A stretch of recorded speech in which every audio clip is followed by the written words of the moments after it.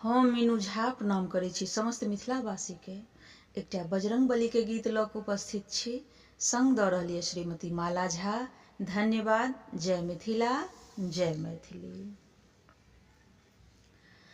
अंजनी के लाला बर मत बाला, अंजनी के लाला बर मत